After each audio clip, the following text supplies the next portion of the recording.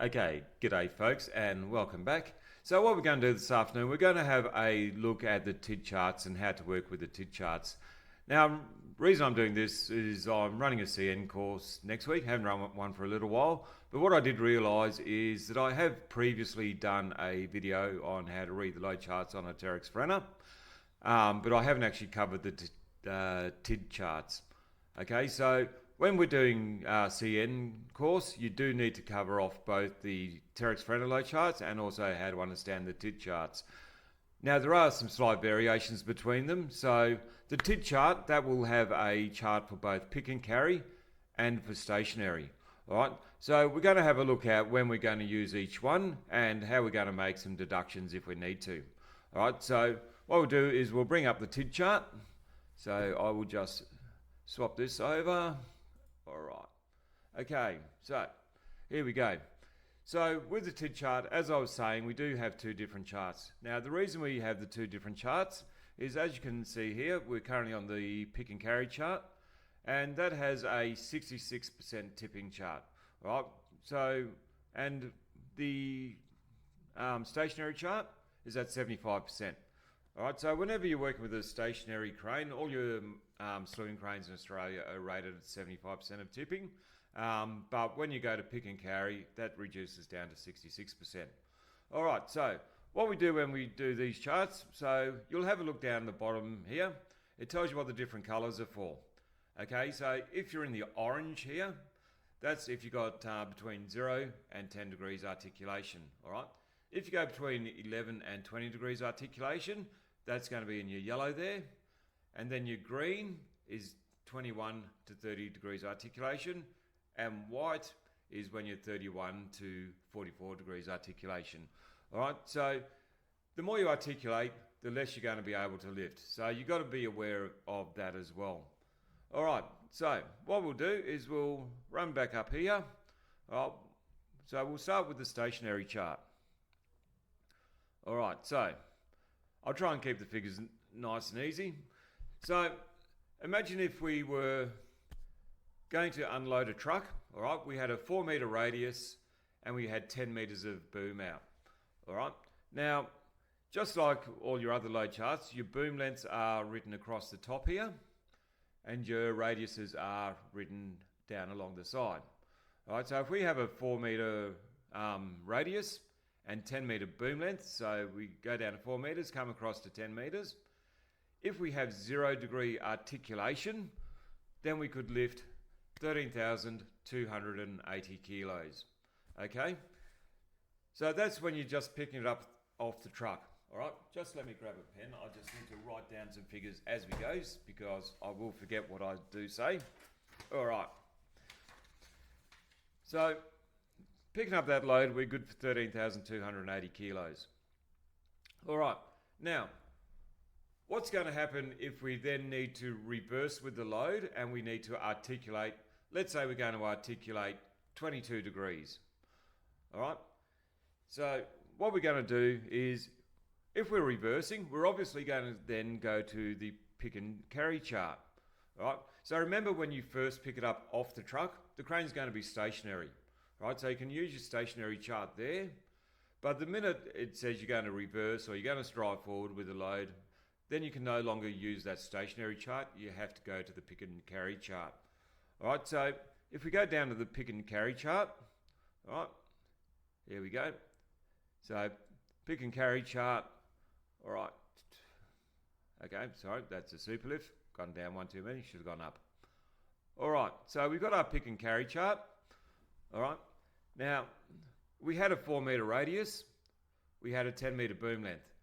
So you can see right away there that the capacity has dropped down to 11.8. All right, so you're good for 11,800 tonne. All right, if we have that 22 degrees articulation, however, all right, we got to reduce it again. So if you remember rightly, down here, 22 degrees is going to be in your green. So your green is between 21 and 30 degree articulation. All right, so we've got to look in the green section.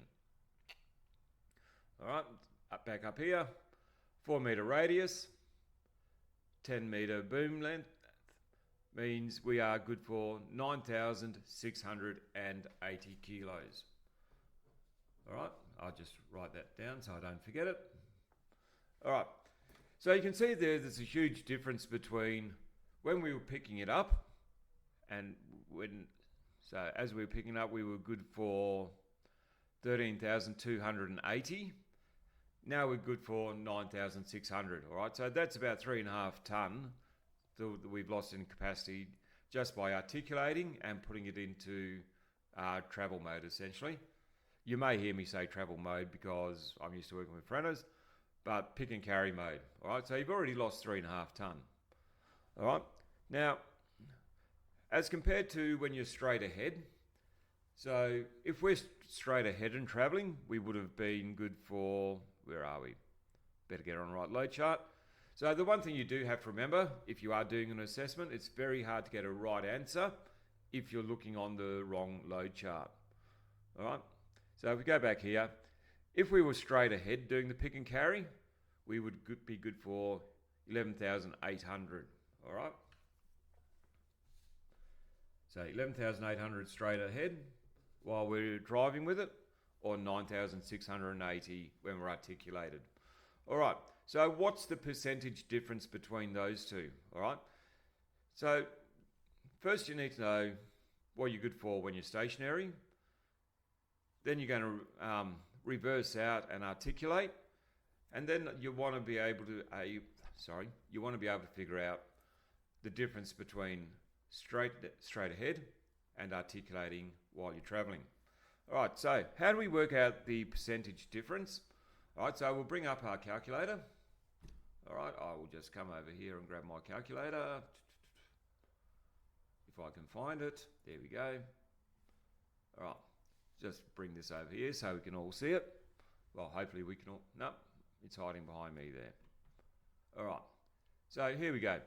So to work out the percentage difference between the two, all right, we had 11,800 when we're straight ahead. Take away what you ended up with, which was 9,680, equals, so 2,120 kilos difference between straight ahead and articulating while you're traveling with it. All right, but what is that percentage to your original? All right, you got 2,120, and then you divide it by what your original one was, which was 11,800. All right, which means you end up with 0.179 times it by 100, and it will give you a percentage. All right, so you've reduced it by 17.96, or you may as well say 18% difference between on articulation and straight ahead. All right, so when you're using your TID chart, always start with your stationary chart because that's where you're going to be when you lift it up. All right, and when you're reversing back, if you do need to articulate, you need to make sure you're actually looking at the right color for the amount of articulation you have.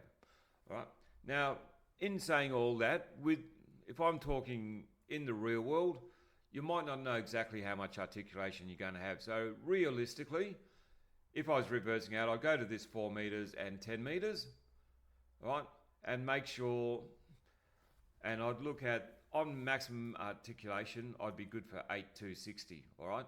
So realistically, I would make sure that I'm not going to exceed that in my load, all right? If the load is more than 8,260, I'd be very careful on my articulation to make sure I don't go into that zone as well. All right, so that's just a very quick rundown on the TID. All right, so keeping in mind there are different charts for stationary and pick and carry.